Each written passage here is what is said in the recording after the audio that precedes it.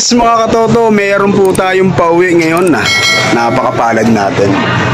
Naka-entry po to ng 2 laps, last 2 lap. Itong karga na po natin ngayon, kaya lang nandyan siya sa taas oh. Ayaw pa bumaba, nag-i-enjoy pa. Ayan oh. Oh, di ba? Walang kahirap-hirap. Pagod ba? Hindi yan pagod. Parang bitin pa.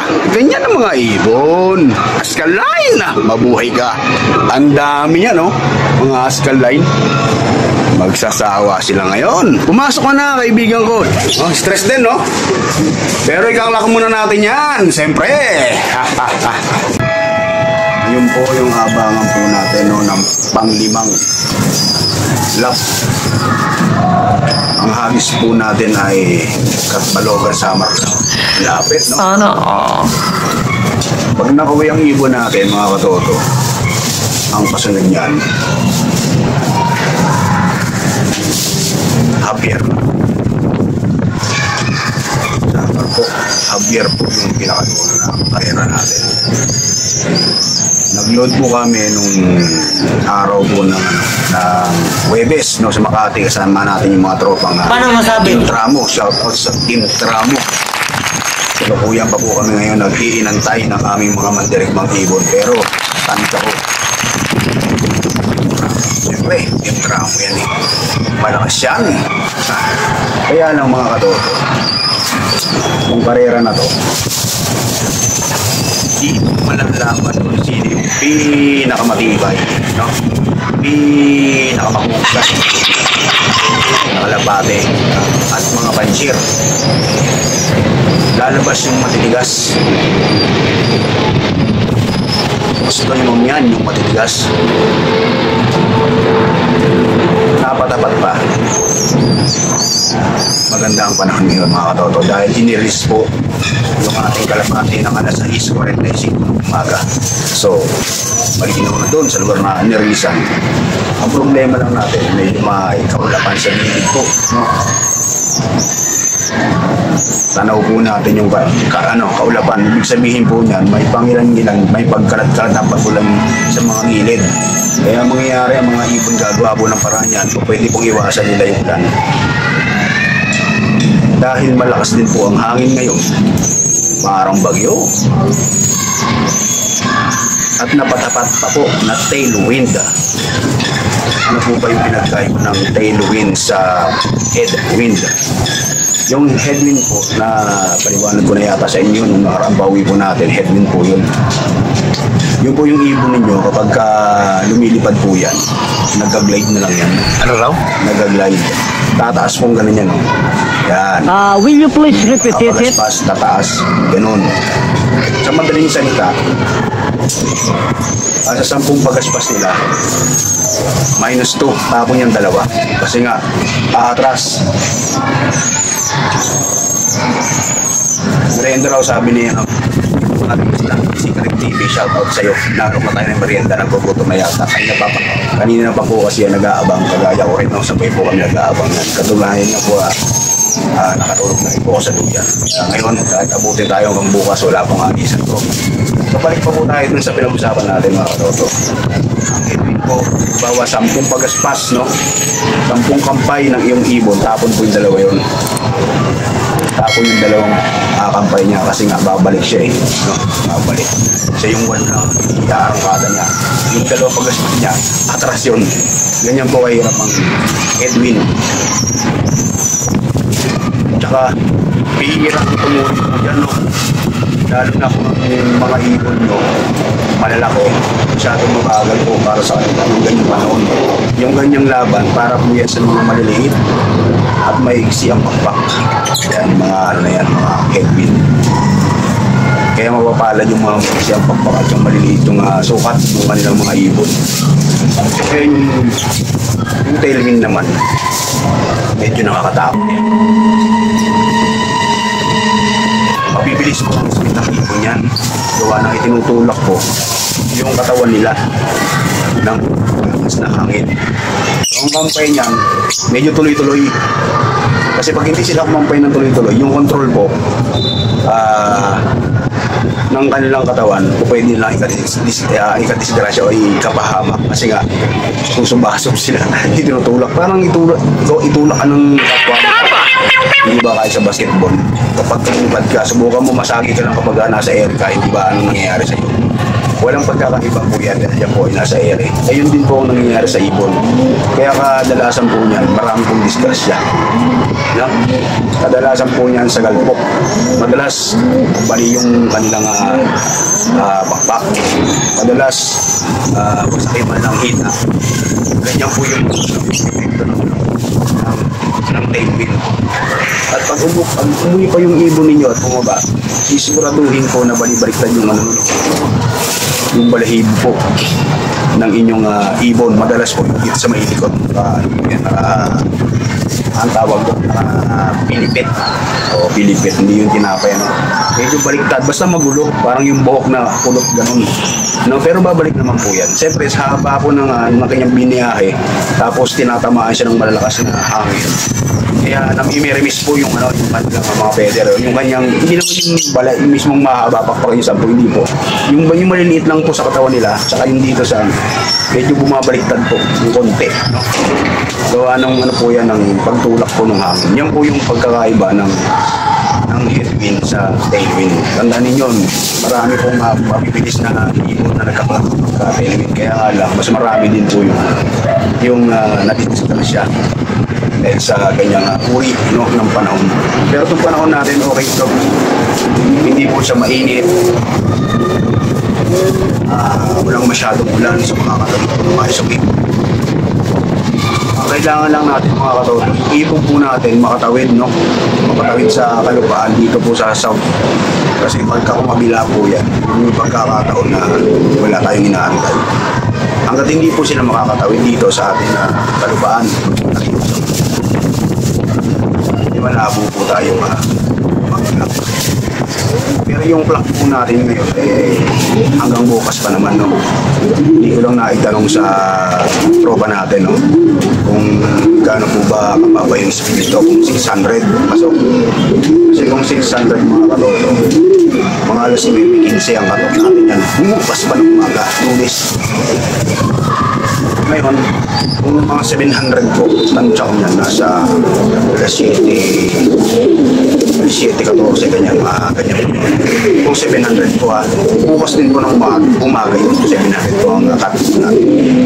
So, kung sakali mang hindi yung ibon natin ngayon, pag-asa pa po tayo bukas ng umaga, maliit na lang po ng chance na yun. Sa ganito pong karera, kung nagbalogan na po na to, parang makarton na rin to, matas ng bukas na lang pong biyahe, makarton na. No?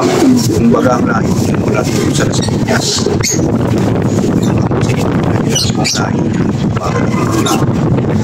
Mas mo talagang hangin, nakita yung nagalaw, diba? Hindi ko nang paano natin na-adjust.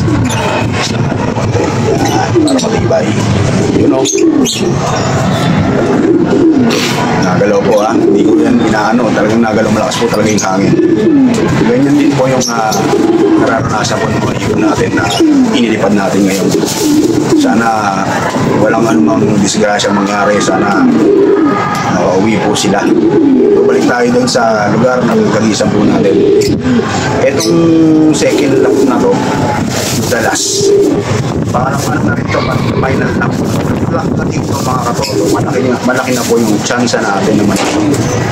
Yung po natin, naka-elay po yung patatagan. So magkaklap sila ngayon, kung pwede po tayong may mayroong panalo. So, pwede rin pong maging contender tayo kung may kaklap po natin, no? Kung ilan lang magkaklap, tapos kasama po ang inyong lingkod na kaklap. May chance rin po tayo maging champion, no? Sa all, tsaka young bird. Kasi yung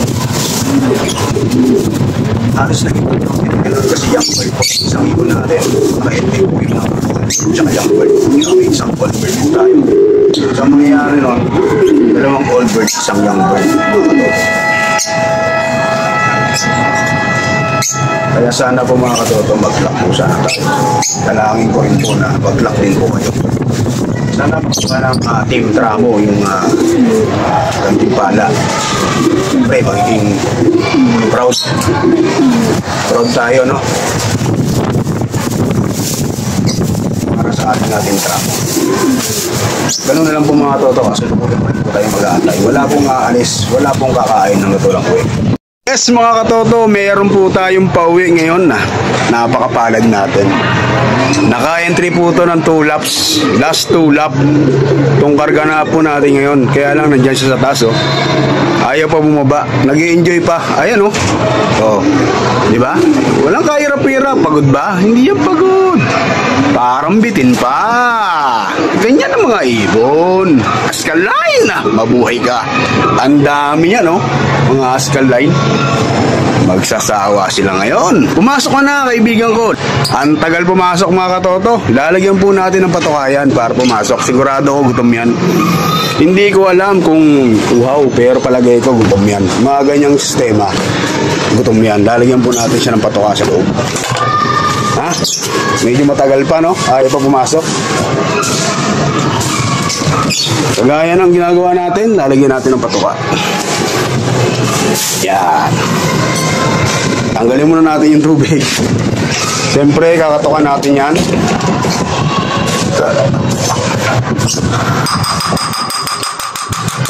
May paklak na ang cream tramo. Benamano. Sana benamano tayo. Yan na. Papasok na siya mga katoto. Pumasok na. Yan oh. Oh, stress din no? Pero ikaklak muna natin yan. Siyempre. Yes, magandang morning, magandang umaga. Magandang umaga po sa ating lahat mga katoto. Kasalukuyan pa rin po tayo nga nag-aabang kasi nga 2 days race po ito. Malapit na po ang alas 9:15. Malapit na po tayo makatulog pero wala pa po yung inaantay natin isang ibon. Yung bluebird po na yun, ay inaantay po natin. Young bird po yun. Tapos tagos din po ng old bird. Kaya nangihinayang ako kung hindi po siya magka-clock ngayon. Pero okay lang talaga. Wala po tayong magagawa kasi yun po yung kapalaran. No? Hindi po natin alam kung ano nangyari sa kanya. Sana lang makauwi kahit naka-stop. Parang meron pa po tayong reload. Maging 3 po sila. Yung isang kalapati po natin, magaling na po. Yung nagkaroon po ng sakit. Okay na po, nakaka-ranging na po, nawala na po yung hingal niya. Talagang matagal na nagamutan pag salmonella.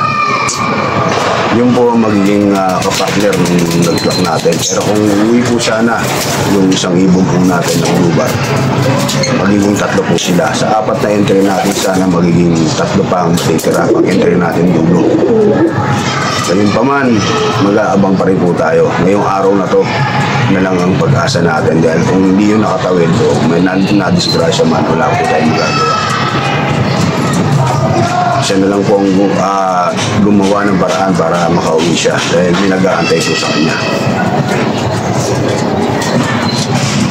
Doon nga pala sa mga nag-clock, congratulations. No? Palad pa rin po tayo at meron po tayong kasalukuyang partisipasyon no, sa susunod na lap, last lap. Medyo mabigat na po yung laban na yan. Makakaklak ka po yan. Sobrang sikat mo na. Sobrang galing mo na. Antindi na ng ibon mo. Kasi nga, Javier na po yan. Samar. Sobrang layo na po yan. Pero may nagkaklak din nga kahit sa maasi nga. Marami pa rin nagkaklak. Ang panahon na po ang makapagsasabi. Kasi kung minsan, kahit na maganda ang pagkakabigay natin ng kondisyon sa ating ibon, maganda po ang linyada ng ating ibon. Ang pinakamahigpit po na kalaban ating mga mandirigma ay ang panahon. Kaya wala pong nakakasigurado na kung sinong mananalo. Kaya lahat po ng magkakarga sa last lap ngayong South Race Derby ng FPR, kaya pinapang-congratulate ko, binabati ko kahit hindi birthday. Isa na itong tinatawag na tunay na magaling yung ibon ng tira na mga katoto. So ganun na lang po ang ating senaryo ng ating pag-uusap. Hanggang sa susunod po na vlog natin. May mga 10 days pa po ang preparasyon para pagpapatuloy po ng ating last lap. May 10 araw po tayo na ibibigay ng club. May kondisyon po yung ating mga mandirigma. So prepare po tayo doon, at titingnan natin kung ano yung kaya natin gawin sa ating ibon para magresulta po ng ganda. Sana nga mag-club at malari po tayo. Na lang, hanggang dito na lang po muna tinatapos ang ating vlog. Sana po ay nasa mabuti kayo palagayan sa mga subscriber ko dyan at non-subscriber nanonood, mga followers po natin, Marami pong salamat sa inyong suporta at hindi matatawaran na pagbibigay po ng oras at panahon para sa ating mga vlog. Mabuhay po kayo, mga patoto. Peace!